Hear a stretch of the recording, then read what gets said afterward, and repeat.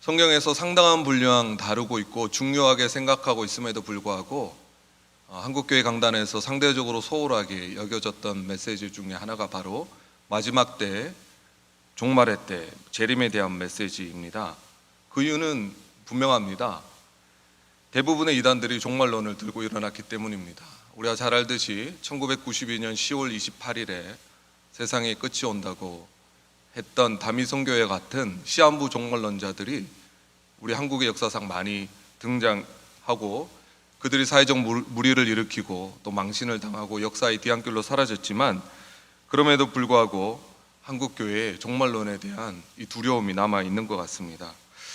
또 그와 동시에 80년대 후반과 90년대에 대한민국의 경제성장과 맞물리면서 교회 안에 번영복음, 기복주의 신앙이 들어온 것 같습니다. 그래서 철저하게 한국교회 신앙이 어떻게 하면 이 땅에서 잘 살고 잘 성공할 것인가, 이 현실에 더 집중하게 된 것 같습니다. 노후 대비는 하지만 사후 대비를 하지 않는 그런 현실에 갇혀서 살게 된 것입니다. 그럼 우리가 잘 생각해 보면 선교사님들의 순교로 말미암아 한국교회가 세워졌는데, 그들이 소수였지만 일제시대와 전쟁통에도 불구하고 순교를 각오하고서라도 그들이 순결한 신앙, 세상과 타협하지 않고 복음을 지킬 수 있었던 그 신앙의 기저에는 철저한 재림신앙과 주님께서 곧 오신다라고 하는 마라나타 신앙을 그들이 가지고 있었습니다. 여러분, 예수천당 불신지옥이라고 하는 오늘날 우리에게는 거친 메시지로 들리지만, 적어도 그들은 그 메시지를 외치면서 이 땅이 전부가 아니다, 우리에게는 분명히 돌아갈 내세가 있고 하나님 나라가 있고 천국을 기대하며 주님 오실 그날을 사모하며 살아야 되겠구나라고 하는 정신 하나는 분명했던 것 같습니다. 그러나 요즘에는 이 천국에 대한 메시지, 내세, 종말, 재림에 대한 메시지를 들어보기 어렵게 되었습니다. 그리고 대부분의 이단들이 이 계시록과 종말론을 가지고 일어났기 때문에 혹시라도 계시록과 종말론을 잘못 해석했다가는 이단 소리 딱 좋은 시대가 되었기 때문에 요한계시록을 설교하지만 요한계시록 3장에 에서보두 사빌라에 이르는 7교회에 주는 메시지 이후에 4장부터 상징과 여러 가지 징조들에 대해서는 잘 듣지 못하게 된 것 같습니다. 그러나 복음서와 서신서 곳곳에 깨어있으라, 주님의 때가 가까이 왔다, 이 메시지가 얼마나 많이 있는지 모릅니다. 구약의 선지서를 비롯해서 구약 곳곳에도 예수님의 초림으로는 도저히 성취되었다고 볼 수 없는 마지막 때, 종말의 때의 메시지가 풍성하게 있지만 우리는 거기에 관심을 별로 두지 않는 것 같습니다. 바라기는 오늘 메시지를 통해서 마지막 때를 하나님 말씀으로 분별하시고 깨어 경성하시는 저와 여러분 되시기를 주의 이름으로 축복합니다. 오늘 본문을 보면 예수님께서 성전의 화려함과 아름다움과 웅장함에 대해서 감탄하는 사람들에게 주시는 메시지입니다. 예수님 당시에 있었던 성전은 헤롯 성전인데요, 헤롯은 건축에 특별히 관심이 많았다고 합니다. 그래서 BC 20년 전부터 이 예루살렘 그 성전을 건축하기 시작해서 성전이 멸망당한 AD 70년까지 거의 90년에 걸쳐서 성전을 계속해서 건축을 했습니다. 그만큼 얼마나 대단했겠습니까? 그리고 성전은 하얀 대리석으로 지어졌고요, 동쪽 오른편은 완전 황금색으로 이렇게 칠했기 때문에 수십 킬로 밖에서도 아침에 해가 뜨면 그 황금색 그 성전의 동쪽 판에 빛이 반사되는 반짝반짝하는 그 모습을 수십 킬로 밑에서도 관찰할 수 있었다고 생각합니다. 수십 킬로 밑에서도 볼 수 있었는데 그 앞에서 성전의 웅장함과 위대함을 보았던 사람들은 아마 압도당했을 것입니다. 그래서 예수님께서 이 성전에 돌 하나도 남기지 않고 무너지리라고 말씀했던 그 예수님의 말씀을 도저히 현실로 받아들이기 어려웠을 것입니다. 그러나 놀랍게도 그 웅장했던 성전이 AD 70년에 로마 티투스 장군에 의해서 문자 그대로 돌 하나 남기지 않고 완벽하게 무너져 버렸습니다. 성전을 무너뜨리기 위해서 티투스 장군은 성전 주위를 엄청난 나무를 쌓고 그 풀무불처럼 만들어서 얼마나 뜨거웠던지 돌로 만들었던 그 성전이 다 녹아서 무너졌고, 또 금을 채취하기 위해서 그 모든 돌 하나 다 가져가서 기드론 골짜기에 던졌다고 합니다. 실제로 그런 일이 일어난 것입니다. 예수님 당시에 이 화려하고 웅장하고 압도했던 그 아름답고 웅장했던 성전이 돌 하나도 남기지 않고 무너질 것이라고는 그 누구도 상상 못했듯이 오늘 또 우리가 이 화려한 이 세상에 취해서 살아가고 현실에 취해서 살아가는 우리가 언젠가는 이 세상의 화려함이 사라질 것이고 주님이 오실 그날이 오실 것이다 라고 하는 것은 현실적이지 않아서 우리가 쉽게 받아들이지 못하는 것 같습니다. 그러나 조금만 생각해 보면 사람이 태어난다는 사실만큼 죽는 것이 분명한 사실임에도 불구하고 우리가 언제 죽을지 모르기 때문에 그 죽음에 대해서 대비하지 않는 것처럼 예수님이 재림하신다는 사실을 우리가 분명히 알고 있지만 그때를 정확히 알지 못하기 때문에 재림을 언젠가 일어날 일이라고 생각하고 대비하지 않고 살아가는 것이 우리의 모습입니다. 그러나 성경은 마지막 때의 비유처럼 무화과 잎이 연해지면 반드시 여름이 오고 임신한 여인이 산통과 진통이 오면 출산이 임박한 것을 알 수 있듯이 우리는 마지막 때를 분별할 수 있다는 것입니다. 오늘 본문에 보면 마지막 때에 대해서 두 가지 경고를 하십니다. 8절 말씀에 나오듯이 미혹을 받지 않도록 조심하라. 9절 말씀에 나오는 것처럼 두려워하지 말라는 것입니다. 마지막 때를 분별하지 않으면 마지막 때에 거짓 선지자들이 일어나서 이것저것을 말했을 때 흔들릴 수 있기 때문에 미혹당할 수 있기 때문에 속임당할 수 있기 때문에 깨어서 하나님의 말씀으로 분별해야 된다는 것입니다.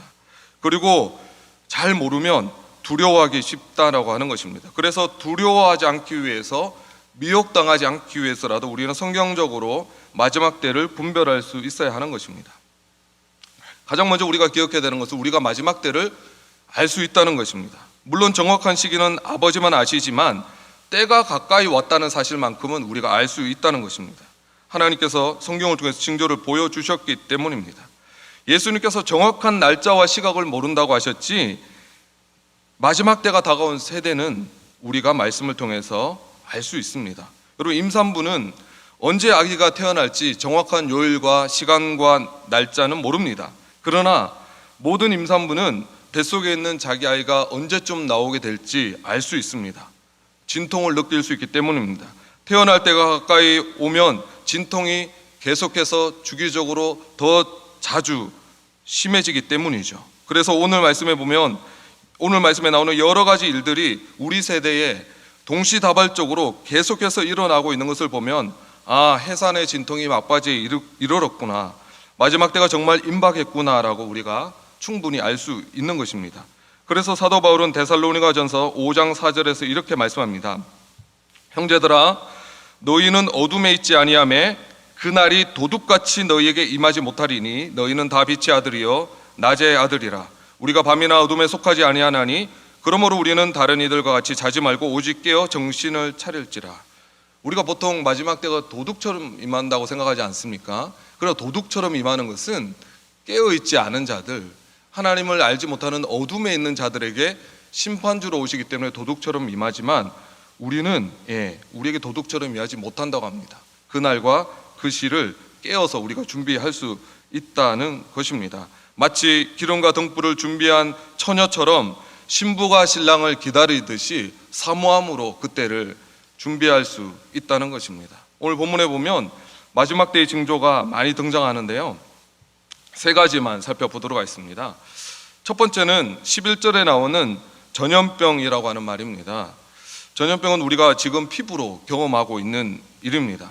예수님이 오기 전에 예수님 재림을 위한 해산의 고통이 전 지구적으로 일어나게 되는데 그 중에 하나가 이 전염병이라고 하는 것입니다. 이전에도 흑사병과 같은 많은 전염병들이 있었죠. 그러나 그건 어디까지나, 예를 들면 흑사병 같은 경우는 유럽이라고 하는 한 지역에 국한된 전염병이었습니다. 그러나 오늘 우리가 경험하고 있는 이 코로나는 전 지구적으로 경험하고 있는 전염병이기 때문에 우리가 말세의 징조로서 충분히 볼 수가 있는 것입니다. 두 번째로 마지막 때가 되면 무서운 일이 있을 것이라고 말하는데요, 무서운 일을 영어로 보면 테러라고 하는 말입니다. 우리가 말씀드리지 않아도 9.11 사태 이후로 세계 곳곳에서 IS와 같은 무장 테러 단체가 등장했고 종교적 민족적 극단주의자들이 하루가 멀다 하고 끔찍한 테러를 일으키는 것을 뉴스를 통해서 보고 있지 않습니까? 이것도 주님이 오실 날이 가까이 왔다는 징조 중에 하나인 것입니다. 마지막으로 12절 17절에 나오듯이 예수 믿는다는 것 때문에, 예수 이름 때문에 세상으로부터 박해와 미움을 받을 때가 분명히 온다는 것입니다. 여러분, 이것은 대한민국 아니 전 세계적으로 동시다발적으로 일어나고 있는 현상인 것입니다. 특히 겉으로는 우리 사람을 위하는 것처럼 평화, 인권, 평등과 같은 아젠다를 들고 나와서 뭔가 대단한 일을 하는 것 같지만 결국은 하나님을 대적하여 높아진 세상의 이론들이 하나님으로부터 자유하려고 하는 바벨 정신인 것입니다. 그래서 그들은 겉으로는 그런 말을 하고 있지만 실제로는 기독교 하나님의 질서와 하나님의 진리를 대적하는 이 세상의 여러분들이 이제는 세상의 주류가 된 것 같습니다. 그리고 그들은 알게 된 것 같습니다. 오직 기독교만이 그들의 세상적 흐름을 판단하고 끝까지 반대할 것이라고 하는 것을 알게 된 것 같습니다. 그래서 이번 코로나 사태로 인해서 실제적으로 예수 믿는다는 것 때문에 핍박이 시작된 것 같습니다. 앞으로 더더욱 교회를 향한 현저한 핍박과 박해가 더 심각하게 진행될 것입니다. 이것은 우리 세속 국가인 우리나라에서만 일어난 일이 아닙니다. 우리가 잘 알듯이 종교의 자유를 찾아 떠났던 청교도의 후손 나라라고 하는 미국에서도요, 이런 일들이 일어나고 있기 때문에 더욱더 충격적인 것입니다. 말씀을 정리하겠습니다. 주님의 의도는 이러한 마지막 때를 분별하는 일을 통해서 우리가 두려워하거나 공포심을 가지라고 하는 뜻이 아닙니다. 근신하여 자신을 돌아보며 깨어서 신랑 되신 주님을 맞을 준비하도록 더욱 친밀하고 확실하게 주님과의 온전한 관계 속에서 오늘 하루하루를 살아가도록 하시는 것이 바로 주님의 뜻이라고 하는 것을 우리는 기억해야 합니다. 마지막 때에 이러한 어려운 일들도 일어나지만 소망의 말씀도 주십니다. 15절 말씀처럼 오히려 이 일이 증거가 되도록 우리가 대적 앞에 서더라도 우리가 무슨 말을 해야 될지 구병과 지혜를 허락해 주시겠다고 약속합니다. 18절에 나오는 것처럼 택한 자들을 머리털 하나도 상하지 않도록 지켜주시겠다고 약속하고 있습니다.